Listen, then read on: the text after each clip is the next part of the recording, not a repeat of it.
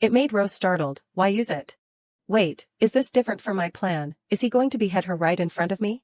The head maid deserves to be executed. Wait a minute, I've worked hard to form sympathetic public opinion. If the head maid is beheaded here, will it be a big problem? What should I do? My plan could fail if this continues, and Calix Fosman's words, I think you've gone too far. Rose hurriedly ran back and shouted, no. Calix Fosman asked Rose, and now? She said no, why? She replied, oh, I mean, it's still needed. Hearing that, Calix Fosman was confused. Rose hadn't finished her presentation. Calix Fosman turned away and said, all right. Rule, I'll leave it to you. She turned to look at the head maid. This is the end, no more questions? Rose thought, actually. Even if the head maid could be dealt with here, it wouldn't be that difficult.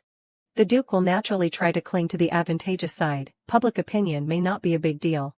But, Rose looked towards Calix Fosman. And looked at Calix Fosman's face for a long time. I don't want to see him kill anyone. Suddenly Aaron and Mila called out together, Rose. Both of them signaled Rose great. Rose smiled happily, well, anyway, for now. The problem is solved. That same day, Rose went to see Crown Prince Calix Fosman. Calix Fosman asked Rose, so why spare the head maid's life? Rose knew Calix Fosman would ask, so she prepared an answer beforehand. As you saw that day, there were a few people who sympathized with your highness's position. If the head maid is killed now, it is likely that your highness's reputation will not change, although it is a bit disrespectful, but your highness. Calix Fosman interrupted, what about his highness? Rose immediately said, these are just the words of a lowly maid, your highness can ignore them if you want. Don't you think there's too much a maid like you has messed up? Seeing Rose seemed afraid of him, Calix Fosman said, all right, go on, what about his highness? I know this shouldn't be dealt with so harshly, but because I've been shaking so much all this time, my body is still shaking naturally. Your highness, it seems that only Rule is left. Rose's words startled both Rule and Calix Fosman. What? Then it made Rule and Calix Fosman think of the book, Beside the Tyrant is the Knight, which is selling well at the Crimson Bookstore. Rose hurriedly said, no, that's not what I meant. Calix Fosman asked Rose again, then what is it? It seems that only Sir Rule can help his highness, so please see this as an opportunity to increase support for his highness. Calix Fosman was silent for a moment. Then, he invited Rose to sit down. How can I sit with your highness? Calix Fosman said seriously, stop talking, sit down. Go on, you're saying you'll generate support for me, who specifically? Wait a minute, can I use a glass? It's a story I heard as a child. In that story, the monarch is the tea leaf, which is the boat floating on the water, and the water is the common people. Rose paused to blow the boat in the glass of water and continued. If there is water, the boat can move like this, but if there is no water, the boat will stop there and cannot move. Even if the nobles side with the other princes, they are just sails or oars. Calix Fosman looked at Rose, you mean? To win the support of the people in the kingdom, not from the nobility? Your Majesty is so smart. Hearing Rose's compliment, Calix Fosman felt happy inside. And smiled at her. Interesting, this is the first time in my life I've heard that metaphor. Taking this opportunity, Rose immediately told Calix Fosman, so if you can give me some authority to take care of things later. Calix Fosman growled, just do it yourself. Take care of this along with that. One more thing, I need to clarify, you just said that only Rule is on my side. What about you, are you on my side? Rose looked up at Calix Fosman. If it were before, he would probably be trying to find an excuse to execute me at all costs. Why is it, why do I keep finding him so pitiful? Yes, your highness. I'm on your highness's side. As soon as she finished speaking, Rose hurriedly went outside. At this time, Rule and Calix Fosman were still in the room. Rule said, your highness. Do you really trust that maid, Miss Estania? No, that's not possible. I don't trust anyone, the nobles flatter me, as do those who work in this palace. You too, Rule. Didn't you hear what Miss Estania said? If it weren't for me, your highness would be truly alone. After saying that, Rule looked at Calix Fosman. Although you say you don't believe it, but your highness's attitude has changed recently. Curious, trusting, full of goodwill. If it stopped there, it would be good. If you continue to give more affection. Remembering the image of the crown prince about to kill the head maid with a sword, Rule felt uneasy. Whether it's death or betrayal, if you lose someone again. What will become of your highness? I have to observe more carefully. The head maid was locked up in the dungeon. How dare you do that to me? Ungrateful, what should I do? Rose came to see the head maid. Haven't you come to your senses yet? She looked at the head maid with murderous eyes. Still not awake? Rose spoke up. Rose was standing in front of the prison door with a gloomy face. The head maid was surprised to see her appear here. She immediately rushed to grab the bars. It's you, how dare you, the head maid roared indignantly. Unable to bear the noise, Rose covered her mouth. She reminded the head maid to be quiet. Shouldn't you do that to me? I saved you when you were almost beheaded in that hallway. Or should I say it would be better to execute you right now? Rose said coldly. The frightened head maid fell silent. She nodded in agreement. Only then did Rose slowly let go of her hand. Rose had something to confirm. She told her there was something she wanted to ask. She thinks Rose Astania is an extra who appeared in the Blood Moon Empire, one of the cogs of the world with a role so trivial that it wasn't even mentioned in the novel. But something is strange. Mila is the only one who remembers exactly about the original Rose Astania. Besides the items provided by the royal family, only the right to the diary is suspicious. How can a person existing in this world not leave any trace like that? Rose wondered. This made her even more confused. Who is Rose Astania after all? Thinking so, she asked the head maid, why, among so many maids, did you have to bring me to His Highness? The head maid didn't expect Rose to ask such a question. She hesitated. Because you were originally an abnormal person. Hearing the head maid say that, Rose couldn't believe it. Once upon a time on a snowy day, the head maid was on her way to the crown prince's residence. That was when the head maid discovered Rose sitting alone in a corner.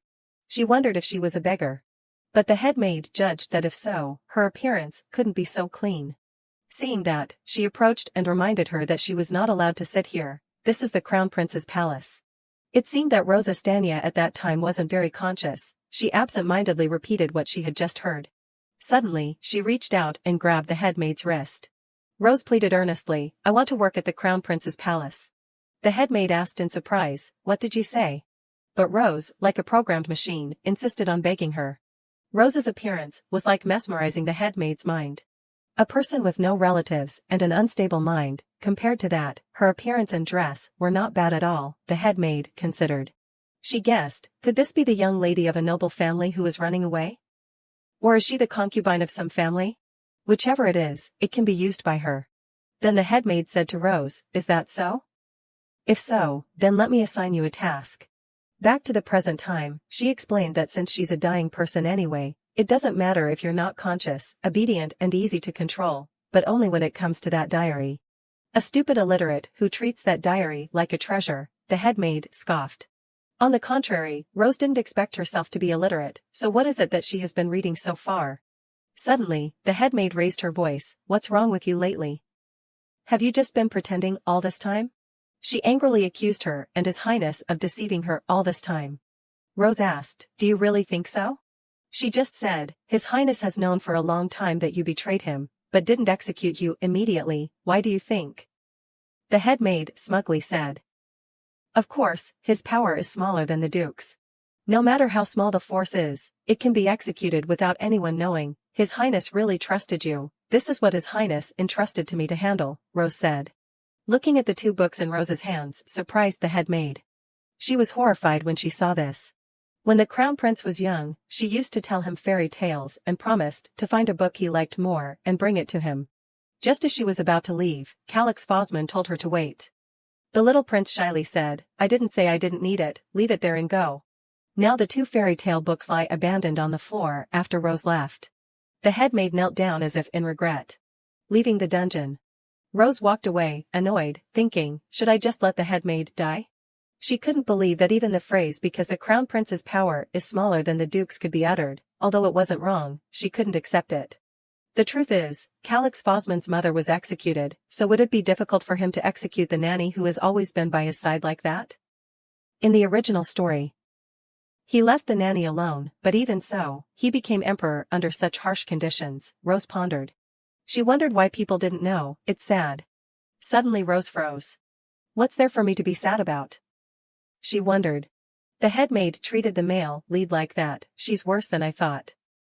Rose really felt sorry for the crown prince's situation. But what does it have to do with me? Rose came to her senses. The head maid's matter is over, so it's okay, moreover.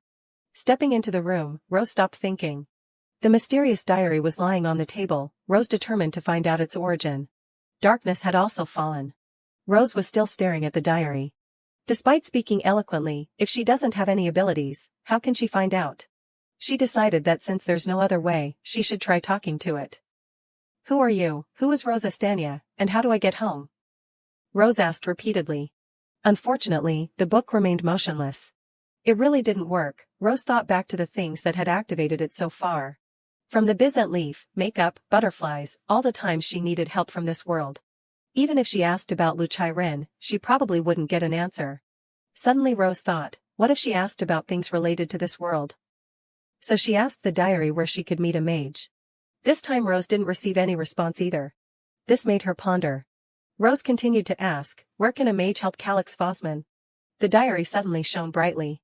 The pages were flipped, searching for the information Rose wanted. It wrote, Miss Mallory told me about the different races that serve the darkness.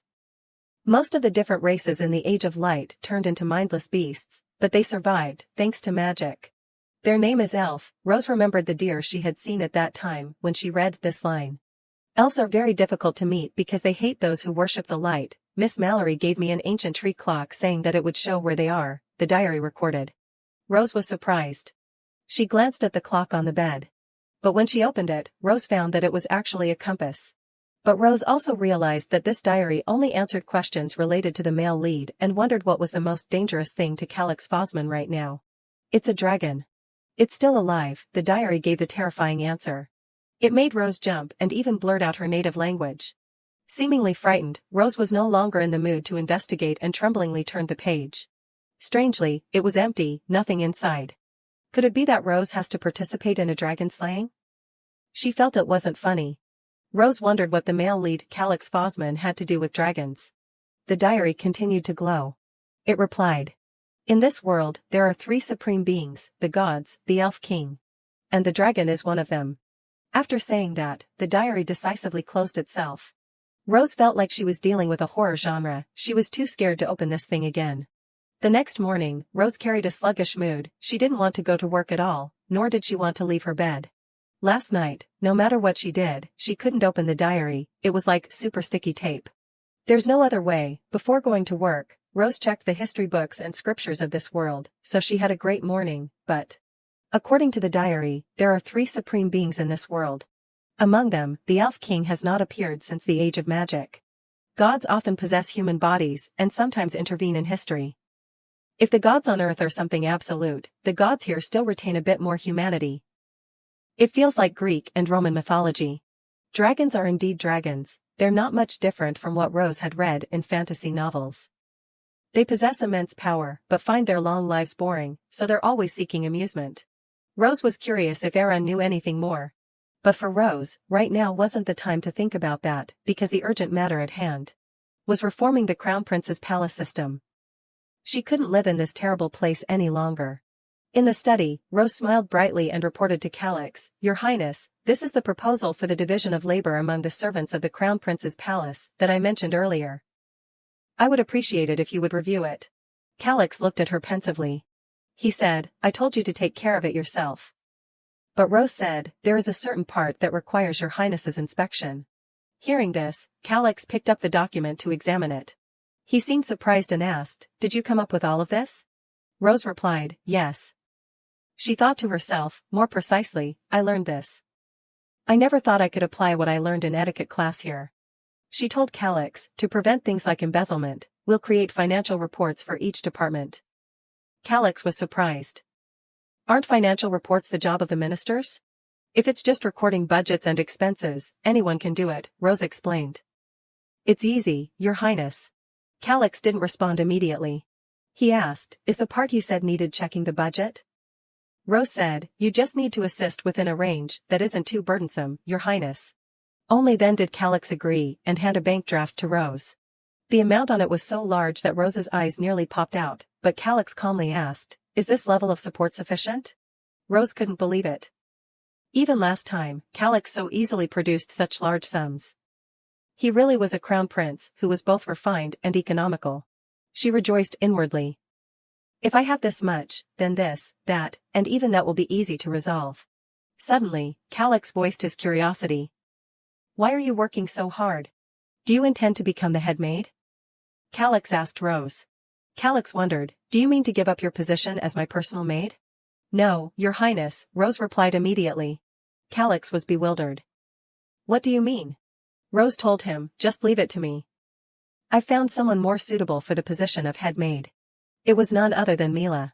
When she received the notice, Mila was shocked, as if struck by lightning. She couldn't believe it. Mila looked at the paper in front of her and chuckled. Rose asked, Mila, you're grinning while saying that? Mila's eyes shone like stars. Why wouldn't I grin when I'm getting this much money? I've never seen such a large sum. Rose laughed. I'm glad you're happy. Mila nodded. I'm also glad to suddenly be the housekeeper. But why am I doing this, and not you? You've worked in the Crown Prince's palace for a long time, and you have a good reputation. You even took care of Rose Estonia, who was once neglected and naive. Everyone thinks you're very good at paying attention to detail and getting things done quickly. As expected, the other servants all speak highly of you. Currently, there are no nobles suitable to be the housekeeper in the Crown Prince's palace. With your unique communication skills, you'll become an excellent housekeeper by setting an example. Plus, you're pure, diligent, and kind. Rose interrupted her. Mila, you know my reputation. If I become the housekeeper at this time, what do you think will happen? I can't handle it. I don't even want to handle it. Mila hesitated, then spoke up. By the way, you really don't have any relationship with His Highness, do you? Rose was startled. What? Of course not. Why would you ask me that? Mila continued, but he gave you a potion when you were injured, and even called the royal physician. Rose sighed inwardly, that's because I took an arrow for the male lead. Mila hinted, and just because Rose wanted it, he gave her this large budget. Rose smiled wryly, that's just because I'm good at my job. Mila asked, but before, Rose wasn't good at her job, right? Rose replied, if only that were true. Mila said, somewhat surprised, I'm completely different from before. Rose could even become the crown princess. At this moment, Aaron suddenly asked from behind, what? Rose, you want to become the crown princess? Rose immediately replied. I don't want that either. That position is full of difficulties. And His Highness isn't my type. Her answer stunned the other two. Mila's eyes widened. But he's the crown prince, and you're picky about types? Other girls are crazy about him, saying His Highness is very handsome. Mila glanced sideways. Of course, our crown prince is very handsome. But I care about personality, Mila. Mila suddenly reached out and asked, then. How about Aaron? Rose's face went blank. What? Aaron smiled gently, waiting for her answer. Rose pondered seriously. If I had to say, a combination of both would be nice. A bit of gentleness and authority. Mila burst out laughing. Rose, you're so funny. Aaron looked displeased. Why a combination? Just choose one of us. Rose sighed. Be quiet. Enough chit-chat. Mila, have you memorized the speech yet?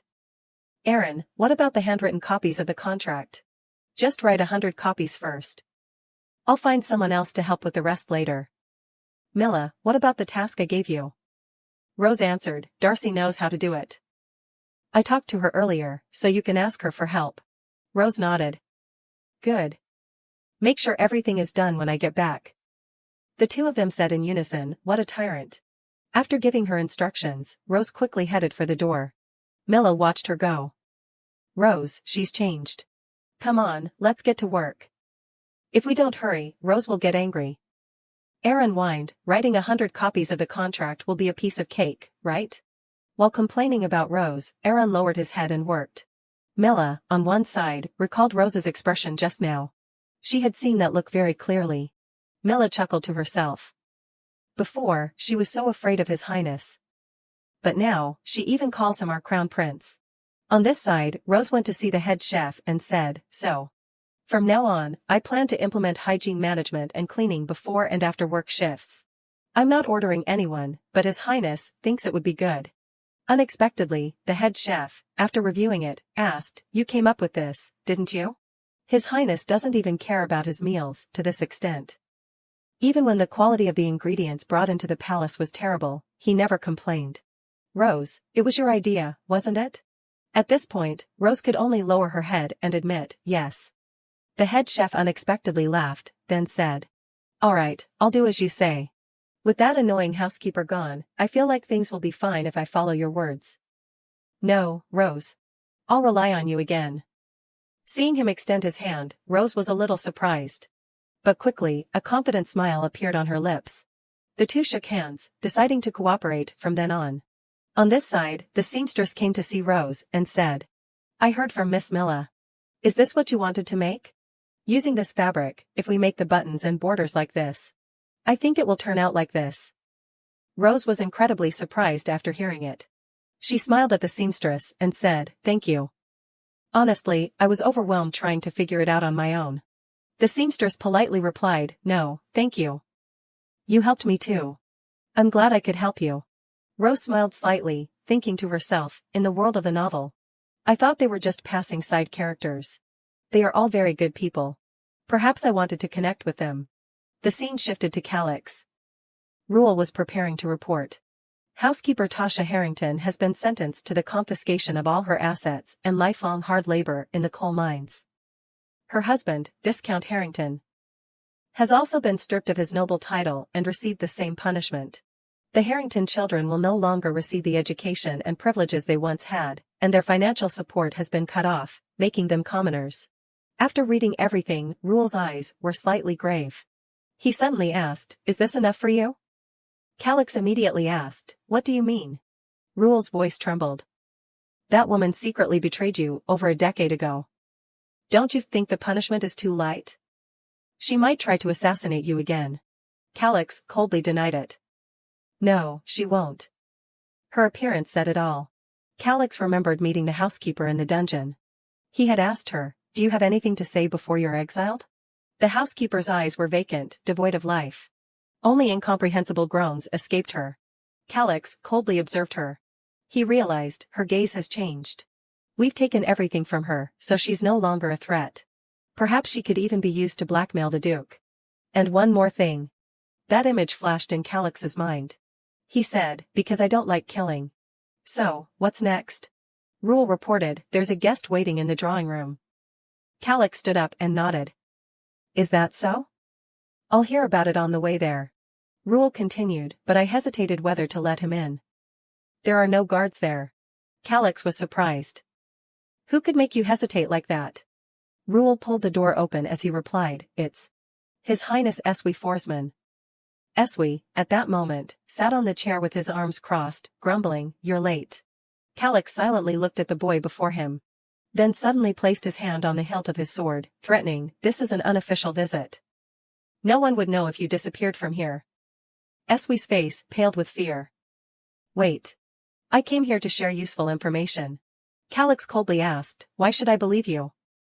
Eswi's face hardened. "You don't need to be suspicious. I have nothing to lose." Calix only sighed after hearing this. Then he sat down and said, "I believe you wouldn't come alone to pull a stupid stunt. Speak." After that, Eswi talked to Calix for a long time. After listening, Calix fell into deep thought, standing alone by the window. He saw the bustling scene unfolding outside. Milla down below raised her hand and announced, "His Highness has declared. For effective internal management, we need rest." The crowd below murmured in confusion. What is she talking about? What does rest mean? A new welfare system, the first in the history of the empire. Days off have been established, establishing the Crown Prince's Palace welfare system. The first reform of the welfare system in the Crown Prince's Palace, rest. A maid vaguely realized, it seems like, they're allowing people to rest. Twice a week. We will have days off. But that's not all. Break rooms, additional facilities within the Crown Prince's Palace. Will redistribute work efficiently based on ability. And finally, performance bonuses based on ability. Our noble Crown Prince truly cares about his people. A true king. After hearing her eloquent slogan, everyone clapped and cheered. Our Crown Prince. He's the best. Our Crown Prince. Rose, watching from the side, suddenly slumped down, muttering, How did I manage to write such an eloquent slogan?" Aaron pulled her up and said, "Rose, you seem to be getting more self-aware." Rose chuckled. "That's not self-awareness, it's self-respect, buddy. Aaron asked back, slightly surprised. Buddy? I'm your friend? Rose? After saying that, he smiled strangely. Mila spoke up. Well, of course you're my friend. Did you think I'd boss around someone who's not my friend? Aaron was surprised. What? Don't boss around your friends? I almost lost an arm. Rose clicked her tongue and pushed him. Don't exaggerate. Now hurry up and distribute the contracts. The image of the two of them was seen by someone above. That person was none other than Calix. Earlier, after hearing Eswe's story, he had asked, why did you decide to tell me that so suddenly? Eswe had replied coldly, not for you. I only said that I would repay that woman's favor. And that person was Rose. At this moment, Calix called out, Rule. Rule, behind him, immediately responded, yes, your highness. Calix ordered, prepare to leave. Rose Estania will be accompanying us. The scene changed to the Crown Prince's Palace's Happy Labor Center. Wise and enjoyable work life. The first employment contract signing ceremony was taking place. This is an employment contract. It's a document that details the job, salary, and working hours. It's also explained with pictures, so even if you can't read, you can understand. Rose smiled as she explained to a maid. The maid wondered, but why are we doing this? Rose laughed, not knowing how to answer, and fell into deep thought. Right. Honestly, in a world where social boundaries are so clear, these pieces of paper might not mean much. Regardless of what you do in society, you'll be in big trouble without a contract. It's extremely important. She said, it's to guarantee everyone's rights. The maid was dumbfounded, staring at the contract, having heard the word rights for the first time. Rose nodded. Yes. But with it comes responsibility. You can't freely take royal property, and you'll need to fill out forms when requesting supplies. The maid was confused, staring intently at the contract. Rose continued, in return, twice a week, you'll have a day where you don't have to do anything and can just relax at home. You've never had a rest since you were born, have you? The maid's mouth watered at the thought. Lie down? The truth was, no one hates resting. If they asked me to manage this entire Crown Prince's palace alone, it would be the same as telling me to quit right now. The palace is currently very messy. We need to reorganize and make it function efficiently with the current staff. Therefore, proper compensation and rest are necessary, so they feel a sense of responsibility and belonging to their work. At this moment, the seamstress appeared and announced, please pick up your new work uniforms. The new uniforms are ready. The elegant maid uniforms had been sewn. The maids asked in surprise, we just have to take these? The seamstress nodded. Yes. This is the uniform Miss Rose proposed. We've replaced the easily soiled white apron with a cleaner and more formal uniform. High-quality fabric, dust-resistant and wrinkle-resistant. It's also breathable and flexible. And most importantly, when did she become so eloquent? Pockets. It has pockets. Pockets? I don't see any. They're hidden inside, so they can't be seen from the outside. It was Miss Rose's idea. Miss Rose is a genius. Mila sighed inwardly, I thought pockets were standard, but in this world, it's shocking that they don't exist. I'm glad everyone likes it. Next. She called out to the chefs. Hello. Hello, I'm here to check the list I gave you all last time. Where's the head chef? A chef replied, he hasn't arrived yet. He's usually not late. Just then, someone appeared behind him. The chef turned around. Oh, there he is. Head chef. However, after seeing the person behind him, both Rose and the chef were stunned. What happened to you? The head chef, with a shiny bald head, calmly asked, well, Rose wrote it on the list, right? She said I had to cover my hair and beard with a hat and mask. But I get hot easily, so I couldn't stand it. So, I shaved it all off. Feels so refreshing. Get ready, because the palace meals are going to be better than ever. Seeing his good-natured attitude and positive change, Rose smiled slightly. Night quickly fell. Rose lay down on her bed and sighed. I'm so tired. I've really been working hard these past few days. My whole body aches. However, until I find a way to go home, I have to live here. Good job, TYRANT. Life in the Crown Prince's palace will be a bit more comfortable from now on, right? Her pleasant dream didn't last long. Early the next morning, Rose's face paled. What? We're Going where? Calix told her, to Desatra. Didn't you hear? Rose didn't know where Desatra was. Calix crossed his arms and explained, the Desert Empire has diplomatic relations with Bosnia. Rose vaguely realized, it's not near here, is it? Calix nodded. It will take about 10 days, just to get there. Rose slumped over upon hearing this, falling into deep thought. No way, I was planning to relax and enjoy myself. She forced a smile, trying to find an excuse to refuse. The palace has just been reorganized, and I need to. Calix coldly refuted, you're not the housekeeper, so it has nothing to do with you. Not letting her say anything more, he turned and said, it's decided, so prepare accordingly. Rose knew she was doomed this time. She couldn't even run. He recalled his conversation that day with Eswi.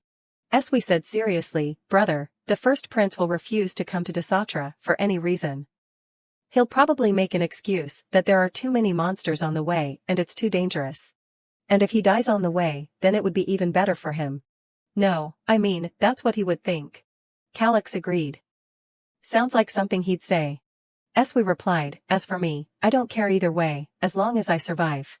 I owe her my life, so I'm repaying that debt. Rose, unaware of what was going on, was silently crying for her perfect plan.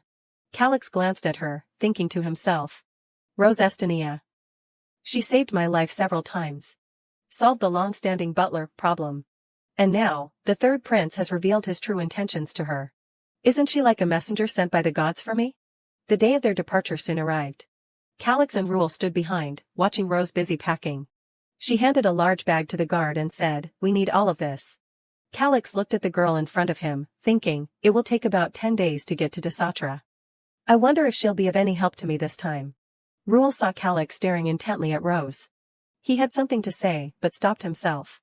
After all the preparations were done, Rose waved goodbye to everyone. Well then. We'll be on our way. I, Li Chai-ren, Rose Estonia, a genius butler and hotel expert, have reorganized the Crown Prince's palace. I thought life in the Crown Prince's palace would become easier. But I guess I was too good, as I'm being dragged to the Desert Empire with the male lead. So, with tearful goodbyes from everyone, I'm off to the desert. Or so I thought. Scene changes to a brightly sunlit setting. Calix called out loudly, wake up. Get a grip, Rose Estonia. Rose awoke from her daze and opened her eyes. She discovered that she was about to fall out of the carriage, dangling in midair. How did this happen? A day before this situation, Rose called out, Your Highness, please stay still. Calix asked, confused, what is it? Calix put a hand to his mouth, signaling, shoo. Please keep your mouth closed. Then she took out a bottle of gel, rubbed it evenly, and applied it to Calix's face.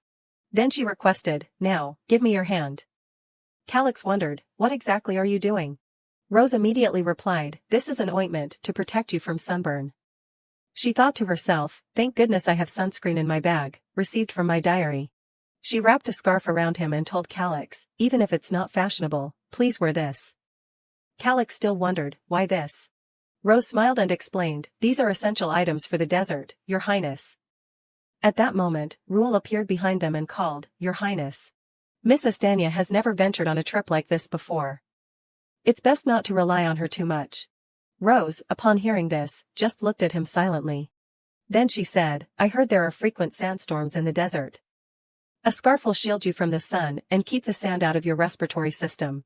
Well, besides mine and His Highness's, we don't have any extras, so I can't give the knight one.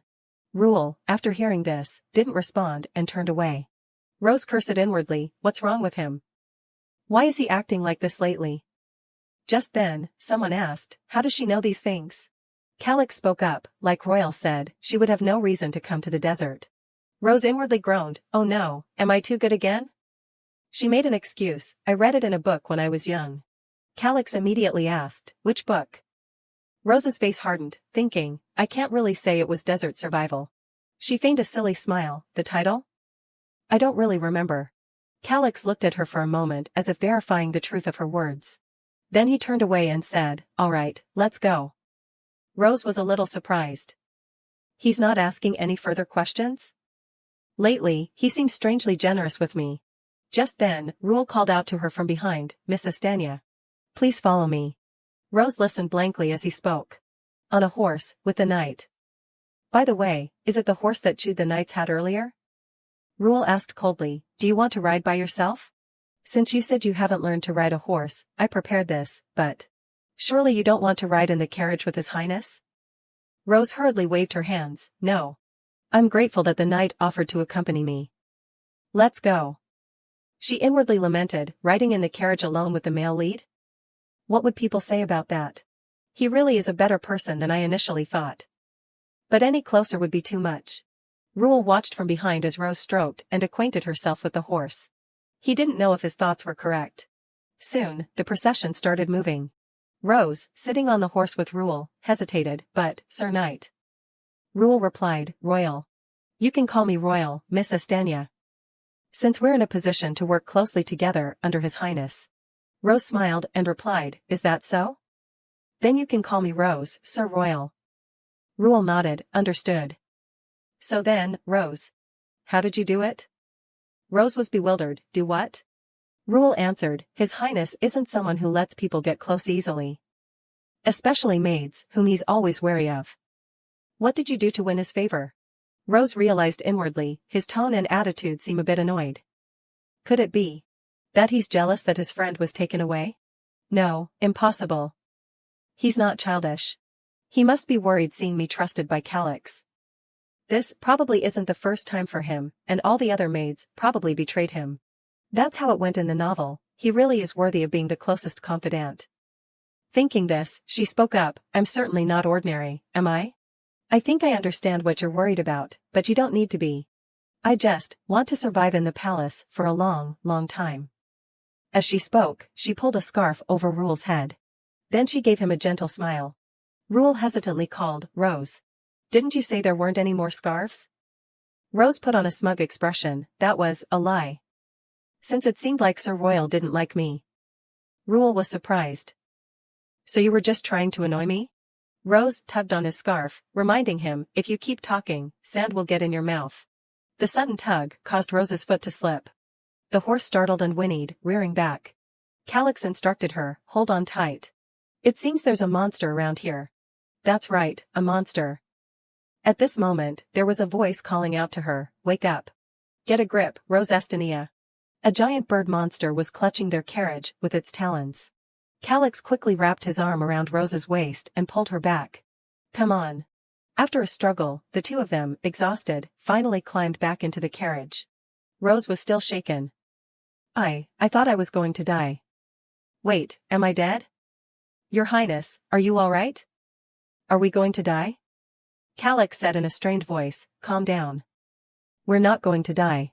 The two whispered, how did this happen? It's a griffin. I heard they occasionally abduct travelers in the desert, but I never thought it could lift a whole carriage. Damn it, now we have no choice but to wait for the griffin to put us down. Rose asked again, wait, griffin? You mean the creature with the head of an eagle and the body of a lion? It can eat a whole carriage? Calix replied, griffins like shiny things. Just because it's a carriage for the crown prince, they had to cover it in gold leaf. Rose asked in surprise, wait, was this planned? Calix gritted his teeth and cursed, it must have been the first prince, not His Majesty, who arranged this. Damn it. Just then, the carriage shook violently again. Rose was terrified, but Calix remained calm. He quickly embraced Rose, who was falling towards him due to inertia. Flashback to the previous night. Rose wearily accompanied Calix to the campsite, feeling, it's only been half a day, and I'm about to die. And I have to continue like this for 10 days. At that moment, Calix suggested, well then, I'll go exchange the horses for camels.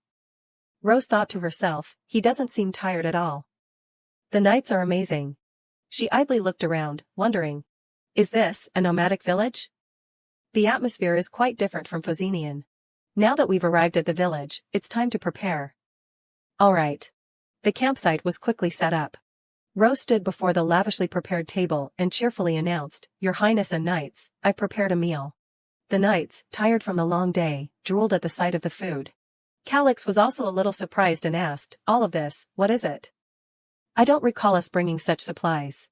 Rose replied, I thought that might be the case, so I made separate preparations. It's mostly smoked meat, but it should be delicious. Eggs, bean sprouts, and green onions, making a decent meal from stored food. These are basic solo living skills. Your Highness, and the knights are on a long journey, so you need a hearty meal. Everyone cheered. Wow, it's delicious. We thought we'd only have dry food. Miss Astania, you're an angel. At this moment, Calix patted the seat next to him. He gestured towards Rose and called, sit down. Rose was startled. Huh? I was planning to sit over there. Calix said coldly, I told you to sit here. Rose had no choice but to sit down next to him. Calix unexpectedly continued, also, from tomorrow, you'll ride with me in the carriage. Rose looked at him questioningly. Before she could speak, Calix cut her off. If you're about to say, but anything, it's better to keep quiet. Rose looked at the man beside her with a puzzled expression. Calix didn't intend to explain the reason to her. It turned out that yesterday, while in the carriage, Calix had seen Rose riding with Rule. And the scene of her affectionately wrapping a scarf around him. A glint of anger flashed in Calix's eyes. Now he turned away and said to her, it's just a little boring riding in the carriage alone. Don't overthink it. Rose smiled, I'm not overthinking anything, Your Highness. The two conversed, just ride in the carriage with me from tomorrow. I'll follow your command. It's not a command, it's an invitation. Ah, yes, Your Highness. Calix frowned and said, not but thank you, Your Highness. Hearing this, Rose quickly clasped her hands together in front of her chest. She put on a cheesy expression and said, I'm deeply grateful for your boundless kindness. Thank you for bestowing upon me such a great favor. Seeing her theatrical expression, Calix gritted his teeth in anger. You enjoy this very much, don't you? Huh? Rose explained, no way, Your Highness. I would never dare. Calix didn't respond and coldly turned away. Rose smiled inwardly, I shouldn't tease him too much. Just then, a shout suddenly rang out, stop. Please, I beg you. Please, please let me see His Highness. Calix stood up, parted the curtain, and asked, what's all the commotion? The guard immediately said, it's nothing, Your Highness. I'll handle this. The man, seeing Calix, called out excitedly, Your Highness. Wait. He quickly pushed past the guards and ran towards Calix. Before Calix could understand what was happening, the man suddenly knelt before him. Please, Your Highness. Please. Please accept our tribe as citizens of the Empire. Calix was surprised. What? Quickly, the man was brought into the tent to explain everything. The man clasped his hands earnestly. Please, hear me out, Your Highness. Rose, standing beside them, thought to herself, look at him trembling, he must be terrified. Well, at least he chose the right person to beg. Since the male lead is a tyrant. What is a tyrant? It's a tyrant who ruthlessly slays officials, but ensures that the people of the Empire are well taken care of. Now, after listening, Rose crossed her arms and said, I thought you would ask for food or supplies at most. You want to be recognized as citizens of the Empire. So what's the reason? The man replied in a trembling voice, well, as Your Highness has seen, this place isn't suitable for human habitation. The land is too barren for farming, and we live in fear every night due to the monsters that can appear at any time. Rose was incredibly surprised. I thought this was a temporary shelter. This is their village? Calix spoke up, I suppose it seems that way. Rose inwardly scolded, telling people begging for help that it seems that way? Show a little empathy. Sensing her attitude, Calix turned and asked, what, is there something wrong? Rose immediately put on a silly smile, nothing, Your Highness. Not everything you think can be said out loud. Calix continued to question the other man, this desert lies within the territory of the Desart Empire. Why are you pleading with me, a Phosenian citizen? The man replied. We are a tribe exiled from the Desart Empire. Calix's face hardened and he asked, you were exiled from Desart, and now you're begging me, a prince of a rival empire? Trying to put Phosenian and Desart in a difficult position. I see. No need to hear any more. The man tried to explain, Your Highness, please, I beg you. Everyone is dying. He pleaded desperately, but Calix wouldn't listen anymore. Rose wondered inwardly, they said they were exiled from Desart, why? What did an entire tribe do to be exiled? A crime? But from what I see, they even have young children. There's no way children that young committed a crime. So then, why? At that moment, Calix asked, are you even listening? Rose snapped out of her thoughts. She bowed her head and said, I apologize, Your Highness.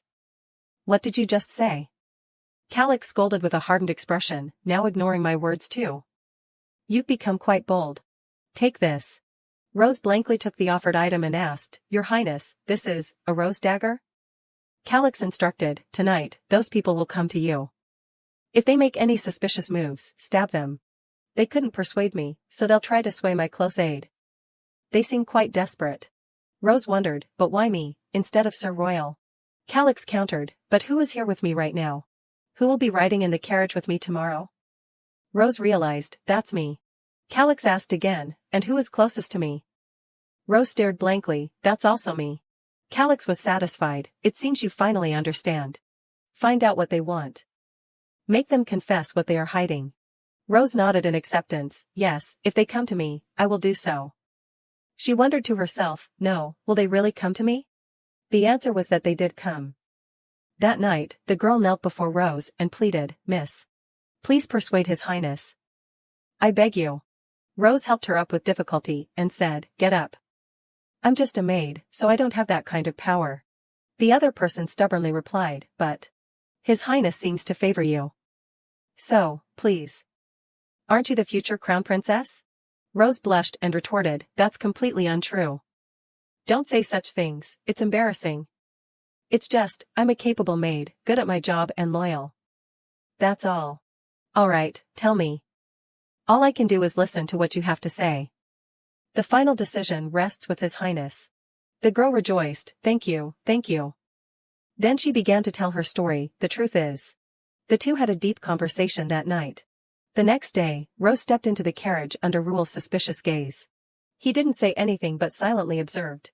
As soon as she got into the carriage, Rose covered her mouth and yawned continuously. Calix remarked, You're about to yawn your face off. It seems you're quite comfortable around me now. Rose flinched, I apologize, Your Highness. Aaron added, She listened to them talk until sunrise. Rose spoke up, As you instructed, one of them came to me last night. They claimed that they were wrongly accused of treason. Dessart is a nation that worships the Spirit King. So they acknowledge spiritual power, not magic. Calix asked suspiciously, So that means? Rose shook her head, No, he's not a mage. Then she pointed outside the carriage and said, Look over there, Your Highness. Calix wondered, That dog? Rose replied, Not a dog. They call it a spirit beast. It seems they were exiled because of that power, but thanks to it, they survived amongst the monsters. Calix held his head, thinking, This will be troublesome. Rose wondered, Are you considering accepting them? Calix immediately replied, Of course not. If they were exiled from Dessart for treason, accepting them would complicate things for Fozenian. Rose thought to herself. But, since he's a tyrant, he might still accept them in the end, right? Seeing her expression, Calix glanced at her and asked, Do you have something to say? Rose yawned and replied, No, not really. Suddenly, a strong hand rested on her shoulder. If you're that sleepy, just sleep, Calix said. Rose shook her head, laughing. I'm not sleepy. Calix grumbled, Your eyes look like they're about to close. Are you lying to me? Rose laughed and replied, Really, I'm not sleepy at all. Seeing that, Calix reached out and pulled down the curtain above her. He said softly, Go ahead. I allow it. Rose's face froze. Why are you speaking so softly? I shouldn't sleep, but, am I really that comfortable with him? Since you said I could sleep, then, just a little bit. And very quickly, they were noticed by the bird monster. It attacked extremely suddenly. And finally dropped the palanquin. Rose opened her eyes, not understanding. What? What happened? Your Highness, are you all right? Was that magic? Calix sat up and said, I'm all right. It looks like it finally landed in its nest. Are you okay? Rose nodded. Perfectly fine. Doesn't hurt at all. Calix said, Good. Let's go check it out. Rose quickly saw it. He's injured on his hand. Perhaps, he shielded me. Calix quickly went to the palanquin door. And saw the bird monster lying next to a pile of gold. Rose's face froze. And where are we? Isn't this supposed to be a dark fantasy romance world? Why do I feel like I'm on an adventure? Where is my life going? She suggested, Your Highness, we should. Calix covered her mouth with his hand. Shoo, lower your voice. There will be a time when those monsters go hunting. Let's stay quiet until then. Rose remained silent, inwardly assessing. Calix is the main character, so he won't die. He'll be able to overcome even this kind of situation. Really? The scar on his palm. The people around him and Calix's situation. This is definitely the world in the Blood Moon Empire book I read. Did Calix face these kinds of impossible situations in the original story? No, if another element in this world. Rose silently pondered. Then leaned close to Calix's ear and asked, Your Highness. Have you ever experienced anything like this before? Before I started working for you? This unexpected situation made Calix blush. He pushed Rose away slightly and said, Talk from a bit of a distance. Rose nodded. Yes, Your Highness. She inwardly wondered, he just told me to be quiet, and now this. Rose quickly stood up. Put some distance between herself and Calix, then sat down. Calix immediately said, I didn't mean that far. Rose was confused. Too far? Then, what should I do? Calix crossed his arms and replied, Forget it. I have to deal with this kind of crap every year. Hearing him say that, Rose silently listened. Unexpectedly, Calix timidly asked, Why are you staring at me like that?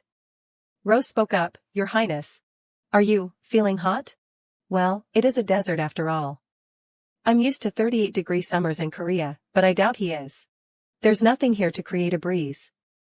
Rose decided to fan him with her hand. Her face was once again close to his, making Calix blush crimson. He quickly held her hand. He said, Enough. Stop those unnecessary gestures and pack your things. When they leave the nest, we'll leave immediately. Very quickly after that, a bird monster flapped its wings and flew away. Several others also left one after another. Standing in front of the palanquin door, Calix instructed, They'll be out of the nest soon. Move when I signal. Rose nodded. Yes, Your Highness. He turned his head and noticed Rose's clasped hands. He asked, Are you afraid? Rose hesitated. Huh? No, not exactly unafraid, but... Calix gently reassured her, It's a dangerous situation, but you don't need to be so scared. The two held hands. Calix said coolly, I told you, I'm used to this kind of crap. They've left. Now. The two of them ran as fast as they could. Rose, behind him, looked at the man's back and thought, a tyrant, stubborn and unpredictable. But why are his actions becoming increasingly kind? I'm starting to feel attached. What will happen if all these things that were stable have a variable appear and become messed up because of me? Even if that's true, I have no other way to survive besides choosing him. At this moment, Calix said seriously, Now, choose. Rose stared blankly ahead. This? Can you call this a choice? Calix gestured. There are two paths. One is a cliff. You may not have noticed it in the griffin's eyes, but if you take one wrong step, it's instant death. Choice 2, the downhill path. The other path is downhill. There seem to be 2 griffin scouts guarding it. If you're spotted while going down, you'll be their meal today. Which is better? Rose pursed her lips. I don't like either. Calix stepped up and said, This side will be better after all. The possibility of you miraculously climbing the cliff is higher than dodging a griffin with your slow speed. Rose cursed inwardly, Why ask if you've already decided for me? He's seriously telling me to take the narrow path that even a mountain goat would cry at? This is impossible for me, even if Calix can do it. I'm not a gymnast. But I also don't want to become griffin food. Is there really no other way? At that moment, she saw something and called out, Your Highness, look. The paper in that skeleton's hand. It looks like a map. Could he have been an explorer? Judging by the fact that he died here instead of in the nest, it might be a map to escape this place. Calix immediately asked, Even if that's the case, what good is it? If they couldn't get out and died here. Rose smiled confidently and said, But Your Highness is different, right? Calix wondered, How am I different? Rose immediately flattered him. Your Highness is very strong. I trust everything about you. She thought to herself, I brought my diary, so everything is okay. After hearing her praise, of course, Calix's face blushed again. He turned away and said, Fine. Get that paper. Then, the two of them opened the paper and observed it. Calix pointed. It's a map. Somewhere around here, there's a secret passage, created by hunters. Rose cheered joyfully. Hooray! Thank goodness, Your Highness. Goodbye cliff, goodbye griffin food. At that moment, Calix glanced over and said, The location is a small hole right below the bird's nest. Calix quickly pulled Rose's hand. Over there. Run. Just as the bird monster sleepily opened its eyes and spotted the two of them, they began to spread their wings. Fortunately, the two of them had reached the entrance first. Calix called to Rose, hurry. Watch out. He pushed Rose into the cave. Rose's face froze as she almost planted her face into the ground. She clutched her almost sprained waist and groaned softly, ow. The bird was right behind them, but the cave was so small that only its mouth could fit. Rose asked worriedly, what will happen if they pierce through? Calix reassured her, the entrance is narrow, so it will be difficult for them to get in. There's a path inside. Let's move quickly. The two followed the directions on the map. Rose realized with joy, the sound is getting quieter. Thank goodness. Looking at the map in Calix's hand, she realized, that's. Your Highness, isn't this the Desart Empire? Calix nodded. Yes. It seems we've come quite far, thanks to flying in the sky. That's good news. The problem is there aren't any diplomatic items. Entering Desart could give them an excuse to attack us. Whether it's the Desart Empire or any other prince. Rose paused at his words. Then asked, so, are you giving up? I know you won't do that, Your Highness. She went over and took his hand. I trust you. Just then, the ground suddenly shook violently. Calix quickly grabbed Rose's hand. In front of them, another monster appeared. What is that? A worm? What worse could happen? I'm going crazy. The ground suddenly collapsed, right where Rose was standing. Rose panicked. Now, the ground is collapsing too? No. Is this where I'll die? Calix quickly reached out. Rose fell into thought. If I die, will I return to my original world? But if so, what about Calix? Calix had already jumped down, embracing her. A lake appeared before them. They fell in together. Rose quickly surfaced, looking at the unconscious figure in panic. How many meters did we fall? What the heck is going on? Your Highness, are you okay? Your Highness. She was met with silence. Rose looked around frantically, assessing the situation. She quickly helped Calix to the shore. Seeing he was still unconscious, she called out anxiously, Your Highness. Wake up, Your Highness. Your Highness. Trembling, she put her hand to his nose. He's not breathing anymore. Her face paled in fear. No way. Isn't he the main character? Really, because of me? No. Your Highness. Wake up, Your Highness. Just as she was panicking, Rose saw a light emanating from her bag. She quickly opened the bag and found the light was coming from the diary. She wondered, the diary again? Even though I just came out of the water, both the diary and the bag aren't wet at all. Everything seems like a mystery. Is Calix involved in these things because of me? Was the diary really helpful when Calix was in danger? Then why isn't the diary helping Calix now? My mind is in turmoil. Why did I come to this world? I fell from such a height, but I'm completely fine. Calix protected me when I fell. Just like the case with the griffin. It's all my fault. She shook Calix's body fearfully. Wake up, Your Highness. Hey. Wake up. She despaired seeing Calix not react at all. It's my fault. Calix is dying here because of me. No, don't be ridiculous. Who is dying? Who is going to die here? Never. I won't let you die. Rose bent her head down and gave Calix mouth-to-mouth resuscitation. She combined it with chest compressions, shouting in fear, please. I've done this much, so wake up now, you idiot. Finally, Calix reacted. He coughed up some water. Calix opened his eyes and asked softly, Rose? What's going on? Rose hugged him excitedly. Your Highness. Thank goodness. I'm so relieved. I thought something happened to you. Calix was inwardly surprised. Rose, she saved me again, and she's trembling. Then he asked, coldly, I'm sure I heard you call me an idiot. Rose flinched and denied it. That was just your imagination, Your Highness. Calix insisted, I definitely heard it. Rose put on a fake smile. Maybe you misheard. You were unconscious, after all. I'll gather things we can use to make a fire. Please wait a moment, Your Highness. She hurriedly ran off. Calix put his hand to his chest, thinking, my heart definitely stopped beating. I'm certain some mana gathered for a moment. Even the Pope can't make a stopped heartbeat again.